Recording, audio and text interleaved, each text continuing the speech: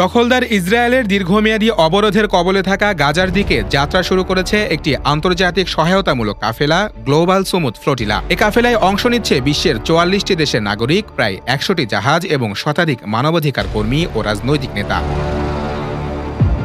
আজাদ কাশ্মীরের তথ্যমন্ত্রী আল্লামা পীর মাজহার সাঈদ শাহ বর্তমানে এই কাফেলায় অবস্থান করছেন। তিনি সম্প্রতি একটি অডিও বার্তায় ৩৬ নিউজকে ফ্লোটিলার বর্তমান অবস্থা, লক্ষ্য এবং অংশগ্রহণকারীদের উদ্দেশ্য নিয়ে বিস্তারিত জানিয়েছেন। বক্তব্যের শুরুতেই পীর মাজহার সাঈদ শাহ বলেন, গ্লোবাল সুমুদ ফ্লোটিলা ৪টি অংশে বিভক্ত। বার্সেলোনা, মরক্কো, এশিয়া এবং তুরস্ক থেকে রওনা হওয়া দলগুলো এখন একত্র হয়েছে। আমাদের সবার গন্তব্য একটাই, গাজা। তিনি জানান, বার্সেলোনা থেকে যাত্রা শুরু করা দলটি বর্তমানে তিউনিসিয়ায় অবস্থান করছে। সেখানে জাহাজগুলো কিছু কারিগরি সমস্যায় পড়েছে এবং সমুদ্রপথের বৈরী আবহাওয়ার কারণে সাময়িকভাবে থেমে আছে।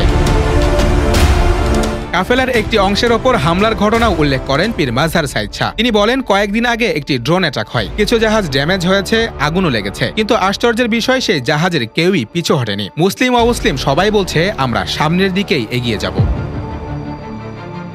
এই ফ্লোটিলায় বাংলাদেশের প্রতিনিধিত্ব রয়েছে। একজন বাংলাদেশি মহিয়সী নারী এই কাফেলায় অংশ নিয়েছেন বলে জানা গেছে। মাজহার শাহ বলেন, এশিয়ার পক্ষ থেকে মালয়েশিয়া, ইন্দোনেশিয়া, পাকিস্তান, বাংলাদেশ সব দেশ মিলে অংশ নিচ্ছে। বাংলাদেশের একজন মহিয়সী নারীও রয়েছেন আমাদের সঙ্গে, এটা গর্বের বিষয়। বক্তব্যে পীর মাজহার সাঈদ শাহ জোর দিয়ে বলেন, এই কাফেলায় মুসলিম এবং নন মুসলিম উভয়ই অংশ নিয়েছেন। অনেক বেপরদা নারীও আছেন, কারণ এই যাত্রা শুধু কেবল ধর্মীয় নয়, বরং মানবতার পক্ষে অবস্থানের প্রশ্নে। কাফেলায় রয়েছেন ফ্রান্স, তুরস্ক, বার্সেলোনা এবং অন্যান্য ইউরোপীয় দেশের এমপি ও রাজনৈতিক নেতারা। তুরস্ক থেকে ৫ জন পার্লামেন্ট সদস্য অংশ নিয়েছেন, তাদের মধ্যে একজন নারীও আছেন। পাকিস্তান থেকে ৬ জন প্রতিনিধি অংশ নিয়েছেন, যাদের মধ্যে একজন হলেন সাবেক সিনেটর মুস্তফা আহমদ খান। সফরের শুরু থেকেই আন্তর্জাতিক খ্যাতনামা ইসলামী চিন্তাবিদ মুফতি তাকি উসমানী দোয়া ও দিক নির্দেশনা দিয়ে যাচ্ছেন বলে জানান পীর মাজহার সাঈদ শাহ। বক্তব্যে তিনি বলেন, এই কাফেলার সামনে ৪টি সম্ভাব্য আচরণ হতে পারে: শহীদ হওয়া, গাজায় পৌঁছানো, গ্রেফতার হওয়া অথবা পথেই থেমে যাওয়া। আমরা প্রতিটি পরিস্থিতির জন্য প্রস্তুত। পীর মাজহার শাহ জাতিসংঘের এক রিপোর্ট উল্লেখ করে বলেন, গাজায় প্রতিদিনের ন্যূনতম চাহিদা পূরণে ১,০০০ ট্রাক পণ্য দরকার, অথচ মাত্র ১০ থেকে ২০টি ট্রাক সেখানে পৌঁছাতে পারছে। এটা কেবল অবরোধ নয়, বরং জাতিগত নির্মূলের এক অভিনব রূপ। তিনি জানান, নানা প্রতিকূলতা সত্ত্বেও কাফেলার সদস্যদের মাঝে কোনো ক্লান্তি নেই, বরং সবার মনোবল দৃঢ়। ড্যামেজড জাহাজের যাত্রীরাও বলছে, আমরা পিছনে ফিরব না। কেউ ফিরে যায়নি, কেউ ফিরতেও চায়নি।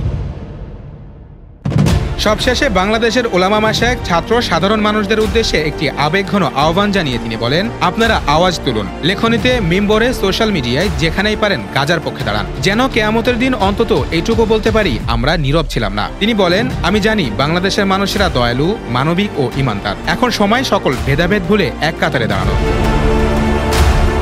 বক্তব্যের এক পর্যায়ে ৩৬ নিউজের প্রকাশক ও বিশিষ্ট ব্যবসায়ী মাওলানা আবু সায়েম খালেদ এবং প্রতিষ্ঠানটির সমস্ত কর্মীবৃন্দকে সালাম ও শুভেচ্ছা জানান আজাদ কাশ্মীরের তথ্যমন্ত্রী।